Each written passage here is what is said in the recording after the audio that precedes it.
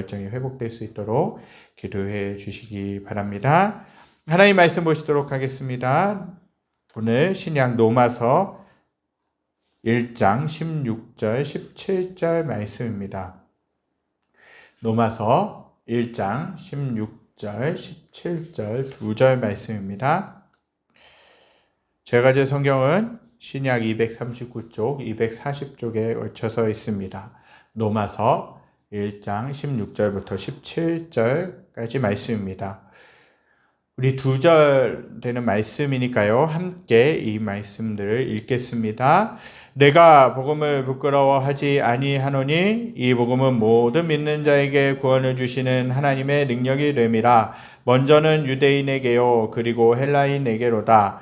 복음에는 하나님의 의가 나타나서 믿음으로 믿음에 이르게 하나니 기록된 바 오직 의는 믿음으로 말미암아 살리라 함과 같으니라. 아멘.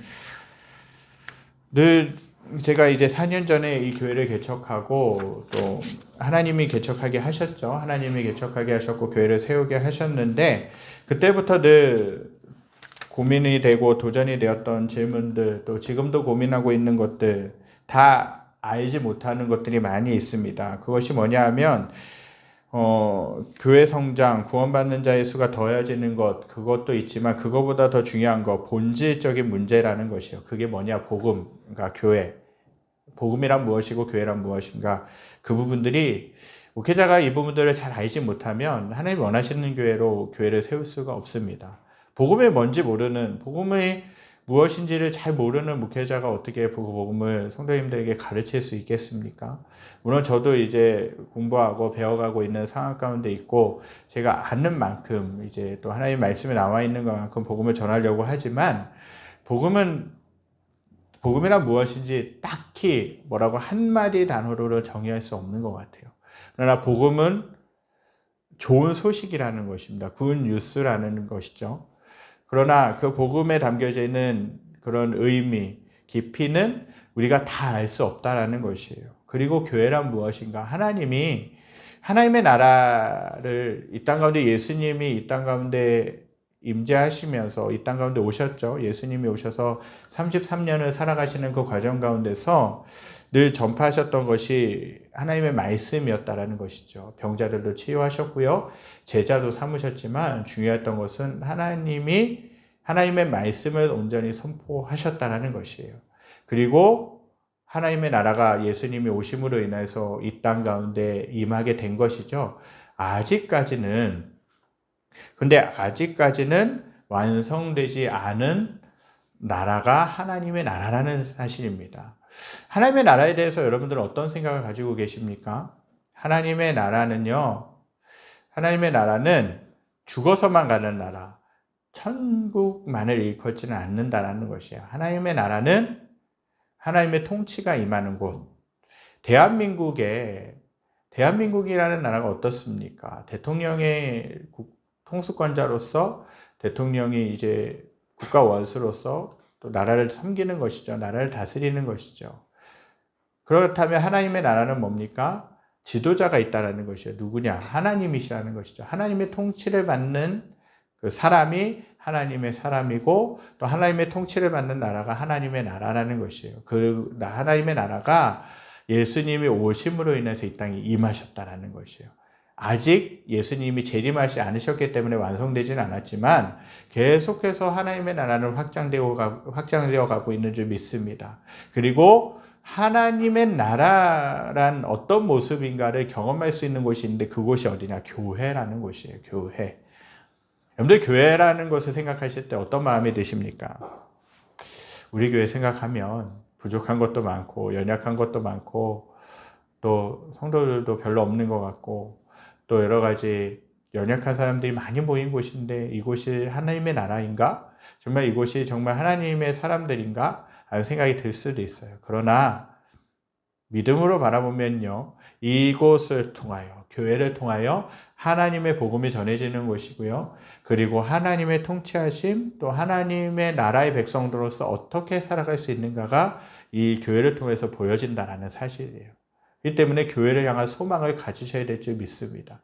그래서 교회란 포기할 수 없는 것입니다. 필립 얀시가 필리멘 씨가 기독교의 유명한 작가인데 하나님의 놀라운 은혜라는 책을 쓰신 분이죠. 그분이 교회에 대해서 쓴 책이 있는데 나의 사랑, 나의 고민, 교회라는 책이 있습니다. 얇은 책입니다. 그 책을 이제 저도 조금만 읽지는 못했는데 그만큼 교회는 나의 사랑 가운데 있는 곳이고 또 내가 고민하는 곳이 교회라는 것이에요. 그러니까 그러한 목회자로서 그러한 질문들, 그러한 도전들이 있다라는 것입니다. 복음이 뭘까? 단순히 예수님을 믿으세요? 예수님 믿으면 천국 갑니다. 그것이 복음의 전부이겠습니까?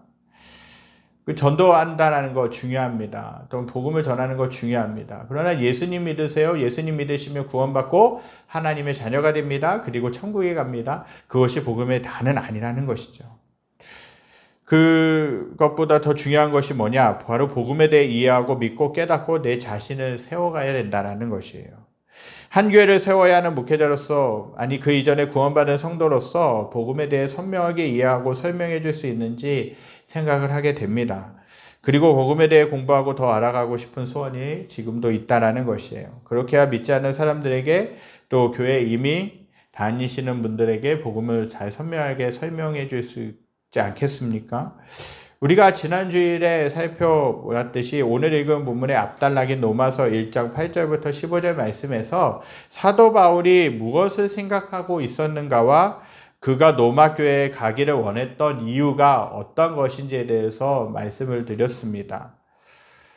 사도 바울은 오직 예수 그리스도만 생각하고 있었던 사람이었어요. 예수님을 믿는 사람들, 회심 전에는 예수 믿는 사람들을 핍박하고 예수 믿는 사람들을 잡아가두고 그것이 하나님을 잘 섬기는 것인 줄 알았죠. 그러나 다메섹 도상에서 예수님을 인격적으로 만나고 나서부터는 그의 삶이 완전히 바뀌었다는 것이에요. 이제는 복음을 위해서, 이제는 예수님을 위해서 달려갔던 사람이었어요.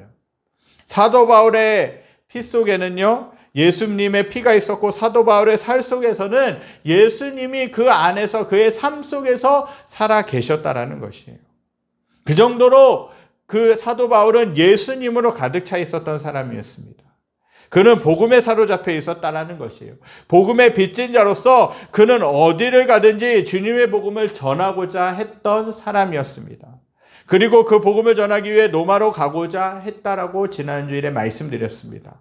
복음의 빚을 졌다라고 자신은 사도 바울은 말씀하고 있어요.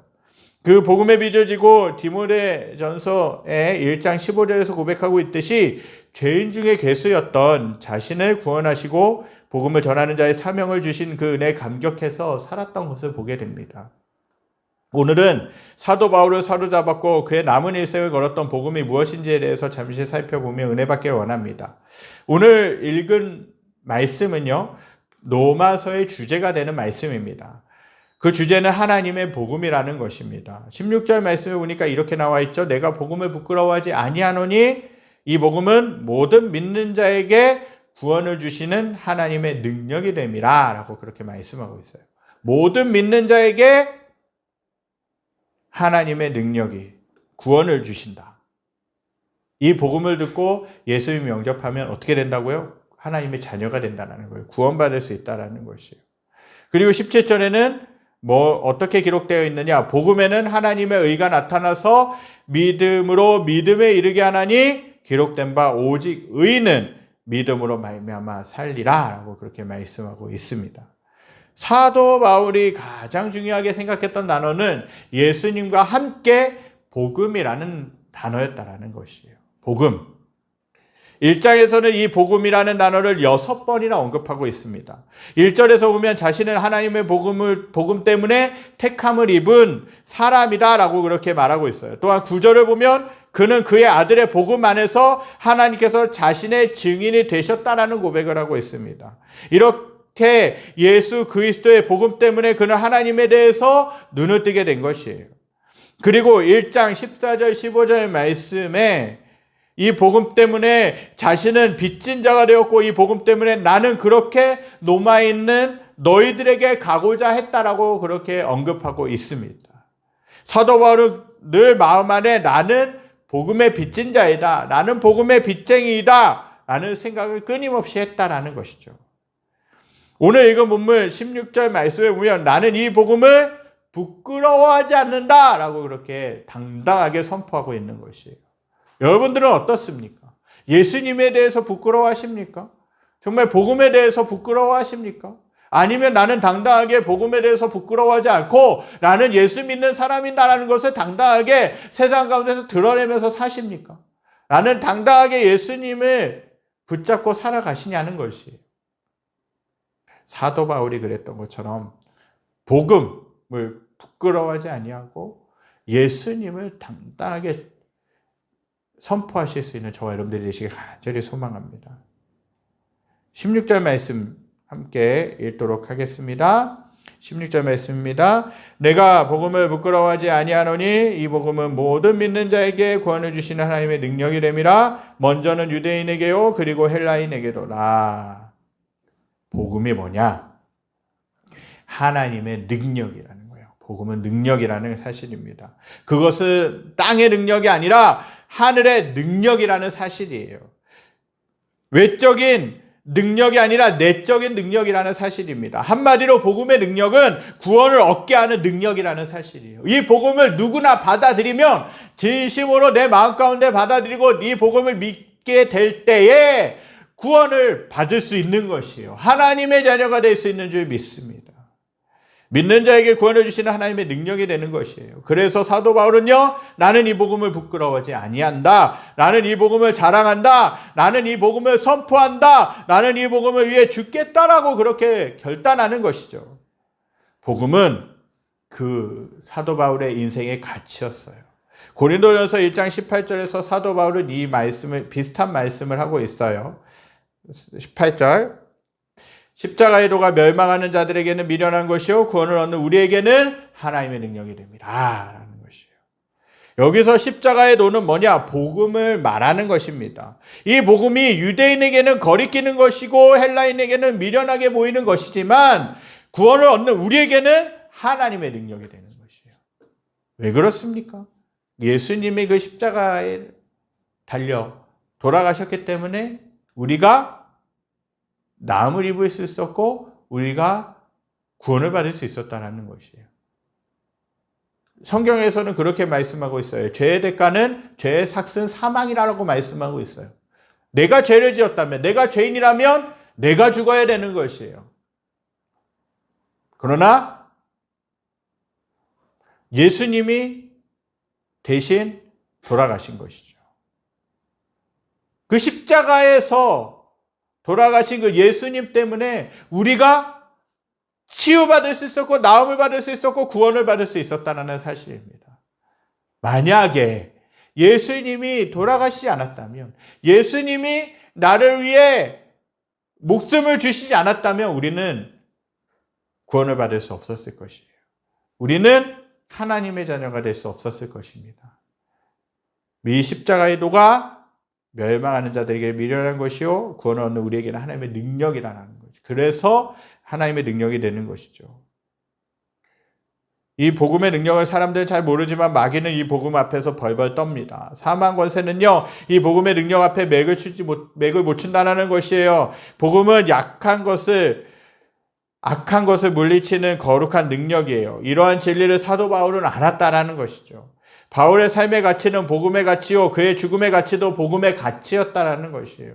한마디로 그의 인생은 복음으로 요약될 수 있었다라는 것이죠. 사실 복음은 영광스러운 것입니다.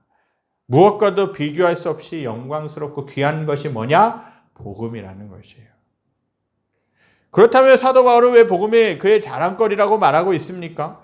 바울은 두 가지 이유를 언급하고 있어요. 첫 번째로는요, 복음은 구원을 주시는 하나님의 능력으로 히브리인이든 헬라인이든 누구든지 예수 그리스도를 믿기만 하면 구원을 받을 수 있기 때문이었다는 사실이죠. 구원받는다는 것을 다른 의미로 해석하면 자유를 얻는다는 것이에요.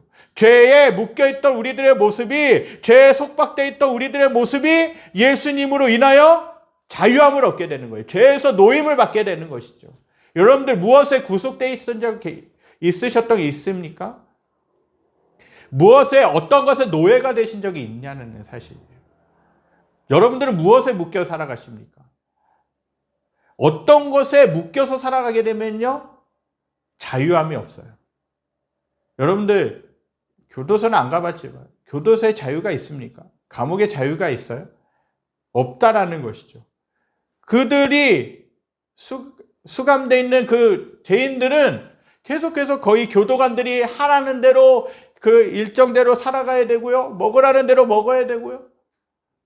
내가 자유롭게 할 수 있는 것이 거의 없다라는 것이에요. 그런데 죄에 매여서 살아가고 있다면, 돈에 매여서 살아가고 있다면, 다른 것에 매여서 살아가고 있다면 우리들 자유할 수 없다라는 것이에요. 우리들이 자유할 수 있는 것은 예수 그리스도로 말미암아, 복음으로 말미암아 자유하게 되는 줄 믿습니다. 예수 그리스도를 믿으면 죄로부터 자유하게 되고요, 심판으로부터 자유하게 되고 죽음으로부터 자유가 주어진다는 것이에요. 둘째로는요, 17절은요, 복음에 하나님의 의가 나타나서 믿음에 이르게 하나니 기록된 바 오직 의인은 믿음으로 말미암아 살리람과 같으니라라고 기록되어 있다고 말씀드렸죠. 복음에는 하나님의 의가 나타난다고 했는데, 하나님의 의는 뭡니까? 조금 어려운 개념이긴 한데요, 하나님의 의와 구원은 같은 개념이에요.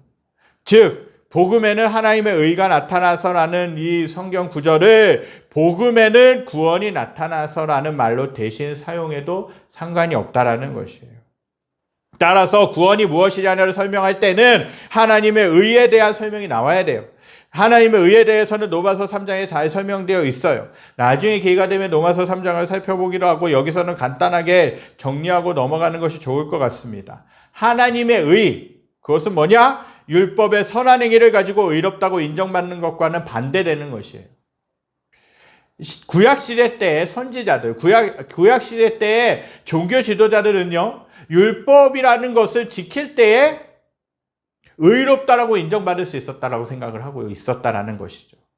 무엇인가의 율법을, 십계명을 비롯해서 여러 가지 모든 율법들을 지킬 때에 의롭다라고 인정받을 수 있었다라고 그렇게 착각을 하고 생각을 하고 있었어요. 근데 이 하나님의 의는 율법의 선한 행위를 가지고 의롭다고 인정받는 것과는 반대되는 개념이에요. 오직 예수 그리스도를 믿음으로 인정받는 의라는 거예요. 특별한 의. 이것은 하나님이 내어놓으신 새로운 의라는 사실이에요. 선한 행위가 있어야 하나님께 의롭다라고 인정받을 수 있다고 생각하는 사람들에게 이렇게 선포해 줄 수 있어야 돼요. 아니에요. 나는 예수만 믿으면 내가 그것을 너의 의로 인정하기로 했다라는 것이에요. 우리들의 신부는 예수 믿기 전에는 어떤 사람이었어요? 죄인이었어요. 철저하게 죄인이었어요. 망가진 사람들이었어요. 그러나 예수 그리스도를 영접할 때에 나의 어떤 모습과는 상관없이 예수님 때문에 하나님의 사람이라고 하나님은 우리들을 보시는 것이에요. 누구 때문에? 예수님 때문에. 그리고 의롭다라고 인정해 주신다는 거죠. 우리가 그 의를 받기 위해서, 그 의롭다라고 인정받기 위해서 우리가 한 것이 있습니까? 우리가 노력한 것이 있습니까? 착하게 살아왔다고요? 얼만큼 착할 수 있습니까? 하나님 기준에 그것이 도달할 수 있다고 생각합니까? 아니에요. 내가 한 것은 예수님을 믿은 것뿐이에요. 내가 한 것은 예수님을, 복음을 듣고 하나님의 말씀을 듣고 예수님이 나의 구세주입니다, 나를 위해서 십자가에 달려 돌아가셨습니다 하고 인정하며 받아들인 것뿐이에요. 그런데 어떠한 것이 선물로 주어졌다고요? 의롭다고 하나님이 인정해 주셨다는 것이에요. 나는 여전히 연약한데, 나는 여전히 실수가 많은데, 나는 여전히 부족한데 의롭다라고 인정해 주셨다는 것이에요. 우리가 노력해서 얻는 의가 아니라 하나님이 선물로 주신 거라는 거예요. 예수님 때문에. 그것을 이야기하는 것이에요. 믿음만 가지면 의로운 것이 하나도 없는 우리들을 하나님께서 의롭다고 하시는 것이니 사람의 지혜로 이해하기 어려운 것이죠. 그러므로 구원이 무엇이냐를 믿는다면 이렇게 대답해야 돼요. 예수님을 믿고 그 믿음으로 하나님께 의인으로 인정받는 것을 말한다는 것이에요. 이것이 뭐냐? 들어보셨을 텐데 이신칭의라는 것이에요. 믿음으로 얻는 이 의 때문에 비로소 우리는 하나님과 화목할 수 있어요. 태초의 사람 아담과 하와의 죄로 인해서 우리는 하나님과의 관계가 끊어져 버렸고 하나님과 단절된 삶을 살았고 하나님과의 멀어진 삶을 살았어요. 그런데 예수님 때문에 하나님과의 관계가 회복되었다는 사실이라는 것이죠. 이것은 예수님이 주신 선물이라는 사실이에요. 죄와 죽음 그리고 사단의 세력에서 자유함을 얻을 수 있는 것이죠. 그리고 예수 안에 있는 새 생명을 받아 누리는 영원한 나라에 들어가게 되었다는 것이에요. 로마서라고 하는 이 성경은요, 이렇게 기막힌 구원의 은혜를 우리에게 다시 알게 하고 확신하게 하고 풍성하게 누리도록 하기 위해 기록되었다는 사실입니다. 이 모든 것이 하나님의 의가 주는 선물이고 축복이라는 것이에요. 그래서 구원과 하나님의 의를 같은 의미로 보아도 해석해도 상관이 없다라는 것이죠. 그렇다면 바울이 로마교회에 가서 복음을 전하며 다시 불붙이고 싶어 했던 하나님의 능력이 무엇인지 구체적으로 살펴보기 원합니다. 본문 말씀에서 우리는 금방 알 수 있는 사실은 뭐냐? 복음과 능력은 같다라는 것이에요. 즉 복음이 능력이라는 말입니다. 복음은 예수 그리스도의 이름을 의미합니다. 그러므로 예수님의 이름으로 곧 하나님의 능력이라고 할 수 있다는 것이에요. 복음이 처음으로 예루살렘을 요란하게 했던 당시에 베드로는 안진뱅이를 향하여 이렇게 외쳤어요. 사도행전 3장 6절입니다. 우리 함께 읽겠습니다. 베드로가 이르되 은과 금은 내게 없거니와 내게 있는 이것을 내게 주노니 나사렛 예수 그리스도의 이름으로 일어나 걸으라 하고, 이 말씀을 듣자마자 안진뱅이는 어떻게 됐습니까? 일어섰다라는 것이에요.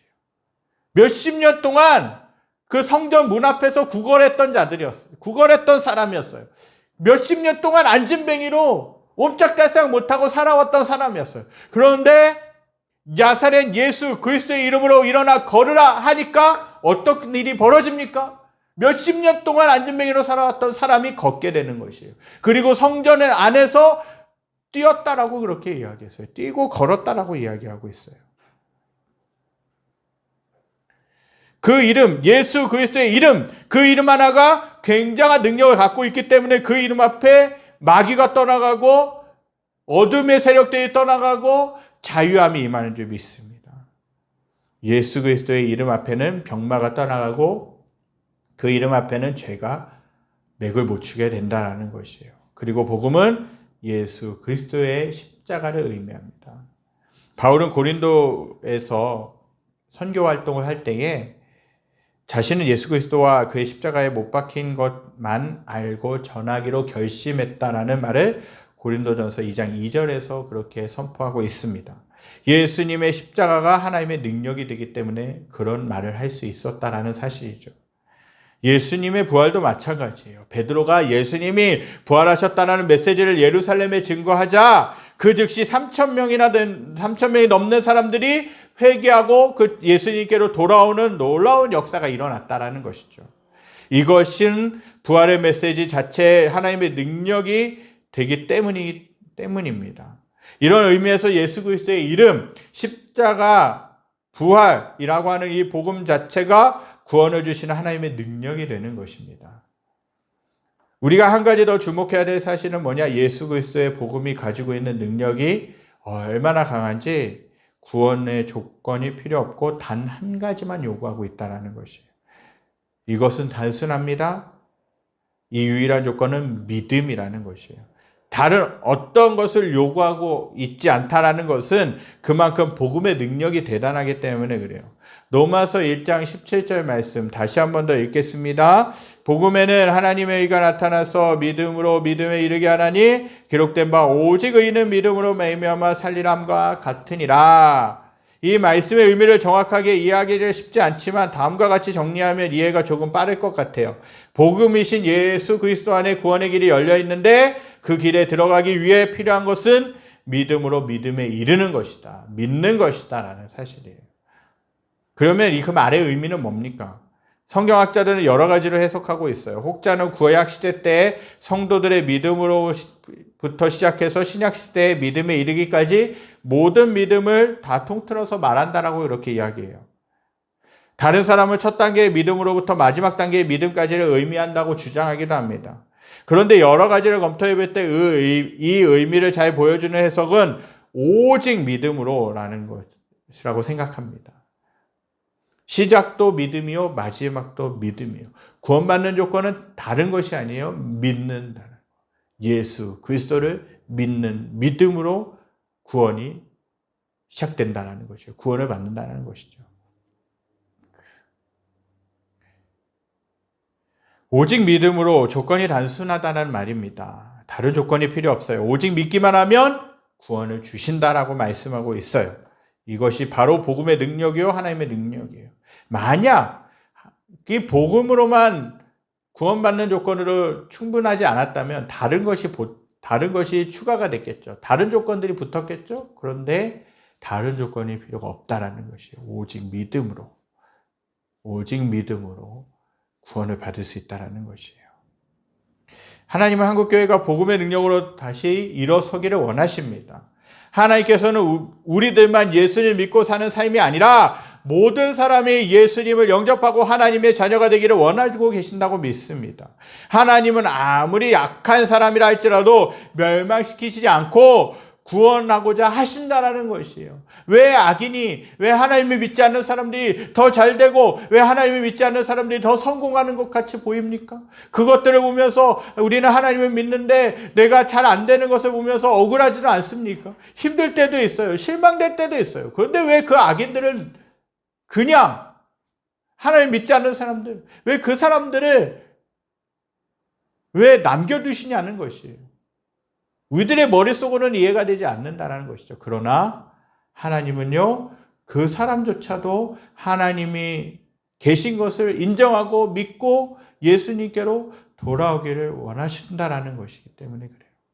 그 사실 때문에 아무리 내가 보기에는 악한 사람이고 저 사람들이 정말 예수님 믿으면 소망이 있을까? 구원이 있을까? 라는 생각하는 사람들이라 할지라도 그들이 구원을 받고 예수님을 영접하면 하나님의 자녀가 된다는 것이에요. 우리는요, 그런 열정이 일어나기를 기도해야 된다는 것이에요. 그런 열정이 다시금 회복되기를 위해 기도해야 된다는 것이에요. 그리고 우리는 그 복음의 능력을 전해야 된다는 것이에요.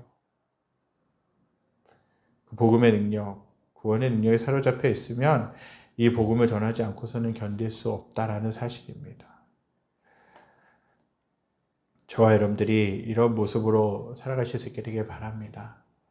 한 사람이 복음의 능력으로 사로잡혀 있으면 사도 바울이 복음의 능력으로 사로잡혀 있었기 때문에 예수님으로 가득 차 있었기 때문에 그가 선교하는 곳마다 전도여행을 가는 곳마다 복음을 전하는 건 아니겠습니까? 그 사도 바울로 인하여서 얼마나 많은 영혼들이 돌아왔습니까? 그리고 그 사도 바울로 인하여서 신약의 절반이 넘는 그러한 절반에 가까운 그러한 성경들이 쓰여지지 않았겠습니까? 어떻게 보면 성경의 절반은요, 사도 바울이 쓴 책이라고 해도 과언이 아니에요. 그만큼 그 사도 바울은요, 복음에 사로잡혀 있었어요. 내 자신이 복음으로 변화되고 내 자신이 복음에 사로잡혀 있게 되면요, 여러분들 다른 사람들에게도 복음을 전할 수 있어요. 다른 사람들에게도 복음의 능력을 선포할 수 있다는 것입니다. 왜 내가 다른 사람들에게 복음을 잘 전하지 않을까? 왜 다른 사람들에게 예수님에 대해서 잘 소개해 주지 않을까? 생각해 보면요, 진지하게 반성해 봐야 되는 것은 뭐냐? 내가 정말 예수님의 능력으로, 예수님으로 가득 차 있는가? 내 삶이 복음으로 가득 차 있는가를 살펴봐야 된다는 것이에요. 여러분들 쇼핑몰이 있죠. 인터넷 쇼핑몰들을 가지고 이제 쇼핑을 많이 합니다. 제가 아는 분도 인터넷 쇼핑몰에서 많은 것들을 대부분들을 구입해요. 오프라인 매장보다는 싸죠. 오프라인 매장보다는 좀 싼 것이 사실이에요. 또 100-200원이라도 몇천 원이라도 더 할인받고. 그래서 어떤 분들은 그래요. 내가 이제 시중에 가서 오프라인 매장에 가서 이것들을 이제 제품을 봅니다. 내가 마음에 드는 제품이 있으면 그것을 인터넷으로 검색해요. 그래서 조금 더 싸게 되면 그것을 인터넷으로 구입하게 되죠. 그리고 나서 사람들에게 자랑하는 것이, 이거 싸게 샀어. 어느 쇼핑몰에 가니까 이거 팔더라. 이거 싸게 샀어. 라는 것이에요. 그걸 보면서 정말 중요하구나. 생활하는 것에 있어서 정말 중요하구나. 어디서 싸게 사는지. 요즘 물가들이 정말 많이 오르지 않았습니까?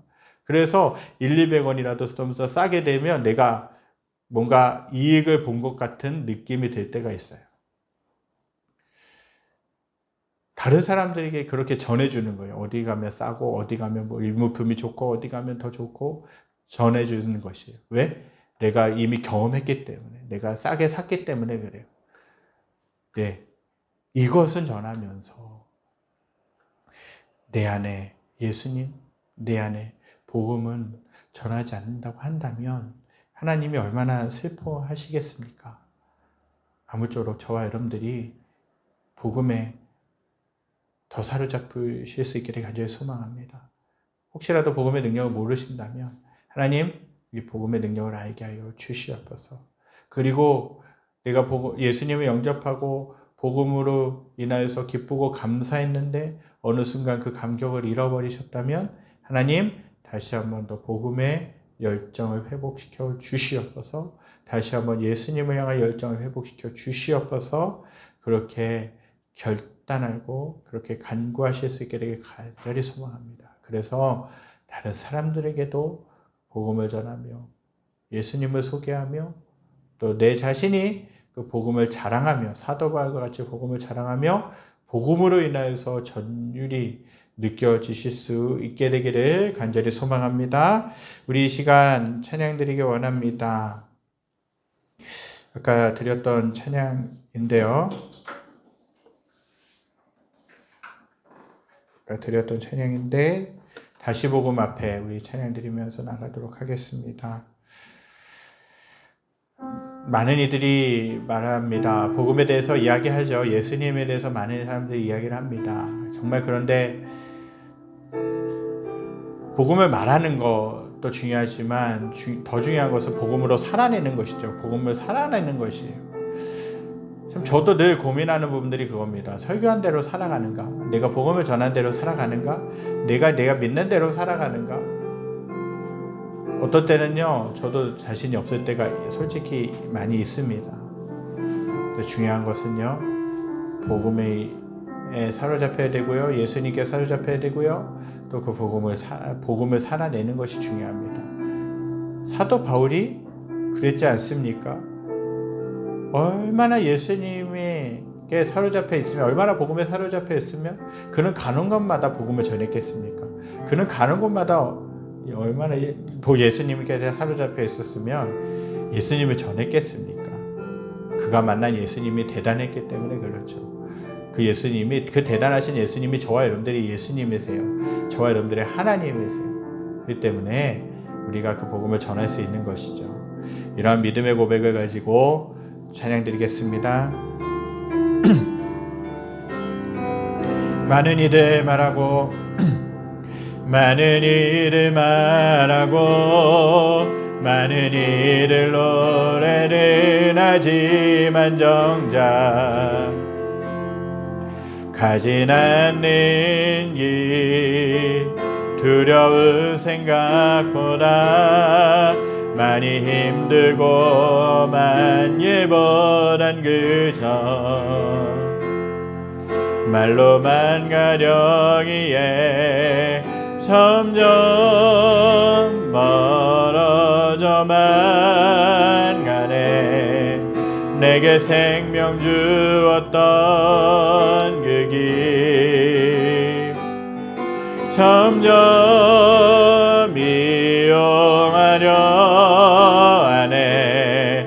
내게 사랑 주었던 그 길 다시 복음 앞에 내 영혼 선해. 주님 만난 그때 나 다시 돌아가 주님께 예배 드리며 다시 십자가의 길 걸으리. 많은 이들 말하고 많은 일을 말하고 많은 일을 노래는 하지만 정작 가진 않는 길 두려운 생각보다 많이 힘들고 험한 길보단 그저 말로만 가려기에 점점 멀어져만 가네. 내게 생명 주었던 그 길 점점 이용하려 하네. 내게 사랑 주었던 그 길 다시 복음 앞에 내 영혼 선해. 주님 만난 그때 나 다시 돌아가 주님께 예배 드리며 다시 십자가의 길 걸어 다시 복음 앞에 내 영혼 선해. 주님 만난 그때 나 다시 돌아가 주님께 예배 드리며 다시 십자가의 길 걸으리. 정말 여러분들은 얼마나 복음의 능력에 사로잡혀 살고 계십니까? 저 여러분들은 얼마나 예수님에 빠져서 살고 계십니까? 사도 바울은요, 복음의 사람이었습니다. 그리고 사도 바울은요, 예수님의 사람이었습니다. 그전에는 어떤 삶을 여러 가지 파란만장한 삶을 살아왔지만 다메섹 도상에서 예수님을 영접하고 회심하고 난 다음부터는요, 그에게 오직 남은 것은 예수님을 알기로 작정했다는 것이에요. 그리고 예수님으로 인해 살아간다는 것이에요. 그리고 복음을 위해 살아간다라고 결단하고 작정하고 그의 남은 평생을 드렸다는 것입니다. 아무쪼록 저와 여러분들이 그 복음의 능력에 사로잡히실 수 있기를 간절히 소망합니다. 그러기 위해서는 복음을 알아야 돼요. 말씀을 통해서, 성경 공부를 통해서 여러 가지 그런 통로를 통해서 복음을 알아야 되는 것이에요. 그리고 예수님을 알아가야 될 줄 믿습니다. 예수 그리스도가 즉 복음입니다. 하나님, 예수 그리스도로 말미암아 살게 하여 주시옵소서. 예수 그리스도께 사로잡혀 살아가는 삶, 복음에 사로잡혀 살아가는 삶이 되게 하여 주시옵소서.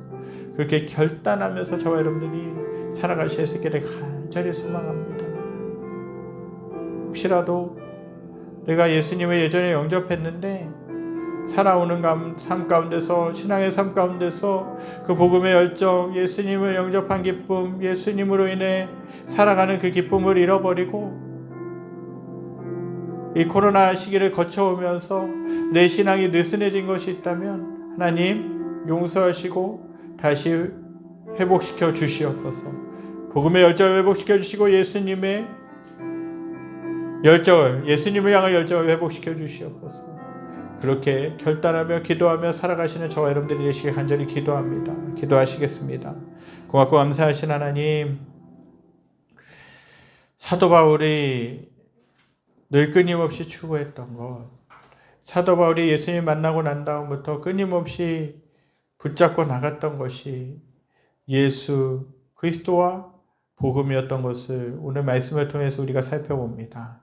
하나님, 늘 사도 바울을 사로잡고 있었던 그 복음, 그리고 그 복음의 능력, 그리고 예수 그리스도의 이름이, 예수 그리스도가 저희들의 능력이 되고 저희들의 소망이 되고 저희들의 비전이 되고 저희들의 자랑거리가 될 수 있게 되길 간절히 소망합니다. 하나님, 이러한 삶을 살기에 부족함이 없도록 저희들 인도하여 주시옵소서. 복음의 열정을 잃어버리고 예수님을 향한 열정을 잃어버린 저희들의 모습들이 있다면 주님 다 용서해 주시고 오직 예수 그리스도를 향한 열정, 복음을 향한 열정이 다시금 살아날 수 있는 저희들의 믿음이 될 수 있도록, 저희들의 모습이 될 수 있도록 인도하여 주시옵소서.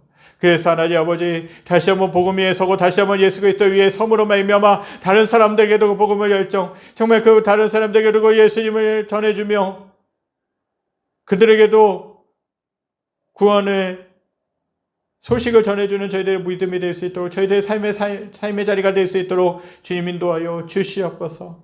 그 열정이 다시금 회복될 수 있게 하시고 그 열정이 다시 한번 살아나서 하나님 아버지, 아직도 하나님을 모르는 사람, 아직도 복음을 모르고 멸망 가운데 자유함 없이 정말 구속함 가운데서 살아가고 있는 그런 사람들에게 자유함을 흘려보낼 수 있는 저희들의 믿음이 될 수 있도록 인도하여 주시옵소서. 그래서 저희들의 삶이 세상 가운데서 복음의 사람이 되게 하시고 예수님의 사람이 되어서 정말 세상을 변화시키며 다른 사람들, 내 주위에 있는 사람들을 변화시키기에 부족함이 없는 삶이 될 수 있게 하여 주시옵소서. 여호와는 내게 복을 주시고 너를 지키시기를 원하며 여호와는 그 얼굴을 내게 비추사 은혜 베푸시기를 원하며 여호와는 그 얼굴을 내게로 향하여사 평강 주시기를 원하노라. 이제는 우리 주 예수 그리스도의 은혜와 하나님의 무한하신 사랑하심과 성령님의 감화감동 교통하심의 역사가 사도 바울처럼 복음에 사로잡히고 예수님께 사로잡혀 살기로 결단하는 사랑하는 성도들 머리머리 위에, 그리에 속한 직장과 가정과 모든 삶의 터전 위에, 그리고 코로나로 인하여서 여러 가지 어려움으로 인하여서 신음하고 있는 이 나라와 이 민족과 전 세계 모든 열방 위에 지금으로부터 영원까지 함께 계시기를 간절히 축원하옵나이다. 아멘.